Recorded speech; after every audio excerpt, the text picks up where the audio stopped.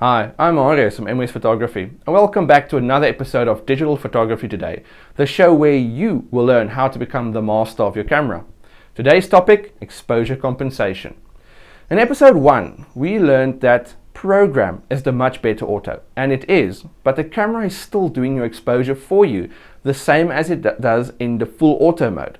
So most of the time your images will be spot on and everything is perfect. But other times the image might be too bright, it'll be overexposed, or it's too dark, it'll be underexposed.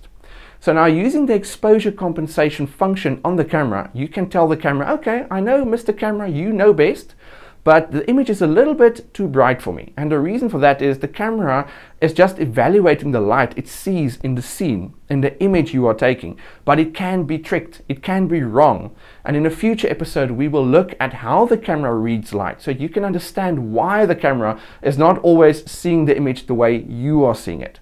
So for now, we can tell the camera, Mr. Camera, I know you know best, but please overexpose the shot for me, or please underexpose the shot. And you use the exposure compensation for this.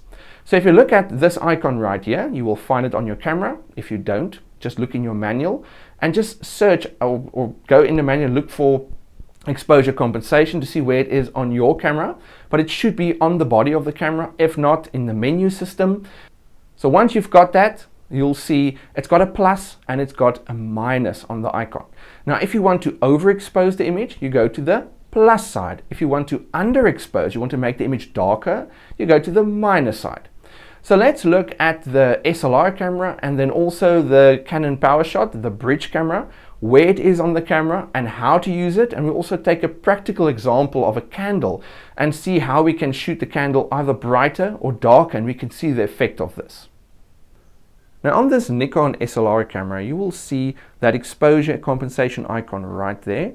And when I press it down, you will see that same, now I need to hold it down, you will see that same icon on the screen as well as a 0.0. And that 0.0 is what the camera thinks the exposure should be. Now if I take this dial right here, there's a dial I can turn left or right. If I turn it to the left side, you will see +3 or 0.3 and then plus 0.7. So this is plus 1/3 overexposed, this is plus 2/3 overexposed, and this is plus 1 full stop overexposed. And this I can take all the way to +5 if I want to, which is really very overexposed. So if I turn it back, I can take it all the way back to 0.0. If I want to underexpose the image, I just turn to the right here on this dial of mine, and it shows me minus 0.3, so that's 1/3 of a stop underexposed. There's 2/3 of a stop, and then 1 full stop underexposed. And again, I can take it all the way back to minus or down to -5. Now I'm going to take it back to 0.0, and I want to make a very important point of this. If you buy any gadget, what do you usually do? You take it out of the box, take the manual, chuck it away, start to press all the buttons on that device until you figure out what everything does. On a camera, not such a good idea, because if you use this exposure compensation and you don't turn it back to 0, it's going to remain where you left it. And I've had countless people come to me that thought their cameras were broken because the images are so washed out, or it's so dark I can't even see anything. And that's because they used this function without knowing what it was and then didn't turn it back. So if I go here and I go to say +2, which is really very overexposed. If you're taking a picture of a person, you'll notice their faces will be completely overexposed and in some conditions completely washed out, depending on what your lighting is outside. Now if you look on my screen, you'll see that I've got the ± icon, and then it's also, if I press the shutter button halfway, you'll see there's an exposure line with a little flickering circle in the middle. That's where 0 is, and then you can see I've got it to +2 on this line. If I turn this camera off and I think, okay, when I turn it back on, everything will be back to normal. When I turn it on, you will see that the camera is still on +2. So a lot of people have set this out on their camera because they just pressed every button trying to figure out what it was and then turned the camera off, and then later when they tried to shoot pictures, all the images looked weird and they didn't know why. So just always turn this back to 0 once you've done using this function. Otherwise you might have some undesirable results on your images. Okay, now I'm going to take the Canon PowerShot and we're going to take an example where we take a picture of a candle and we're going to over and underexpose it. I've now set up the Canon PowerShot SX50HS so that we can take some pictures of a candle, and you can see the candle right there on the LCD screen. Now I've turned off the video lights in the room, otherwise that will spoil the effect of the candle. And then I've only got one LED panel that's shining here on the back of the camera so that we can see where the buttons are. Okay, so now the exposure compensation button sits right there.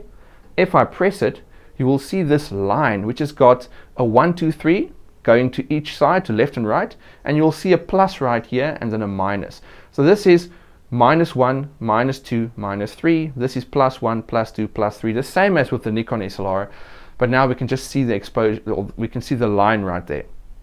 So now if I turn this dial right here, it's got a wheel. If I turn it to this side, I'm going to go dark, and you can see on the image there how the image gets darker to the point where you can almost just see a little bit of the flame. And if I go to the plus side where I overexpose, look at how I overexpose that candle. So in the middle, this is where the camera says this is what the shot should look like. And if I go darker, I can make the detail on the flame a little bit better. But if you go all the way down to -3, you're going to end up with a nice flame but almost no detail on the candle. But you can fix that by bringing in some extra light that can light the candle as well, but that's going into too much detail. So let's take a picture with it being straight in the middle where the camera says it's right. So if I focus halfway, the camera says I'm ready to go. Take the picture. And then let's take another one at say -1. Focus, take the shot, and then another one at -2, and then another one at -3, and then let's also take it to the plus side, and then we can have a look at them all on the screen in one go. So there's +1, and then +2. Now you can already see the candle is completely washed out. You can't even see the flame anymore. And then there is +3. Now when we look at all the images together that we've just taken on the SX50, you'll notice that by going to the plus side, we are overexposing. Going to the minus side, we are underexposing, and that is changing the appearance of your photo. So if you are taking a picture which is just a little bit too bright, you would like it a little bit darker, use the exposure compensation, go to the minus side and underexpose the image. If your image is a little bit too dark and you want to make it a little brighter, go to the plus side and overexpose the image. Now that's that for this week's episode. And in next week's episode, we are going to take a look at editing our first image. Now, if you have any photography or camera related questions, you can send it to askmwest@mwest.co.za, and we will try to answer it in a future episode. And then if you have enjoyed this week's episode, which I'm sure you have, then just click this subscribe button. You know you want to. And then next week you will get the episode as it comes out. So that's all for me this week, and I'll see you next week when we edit our first image. So bye.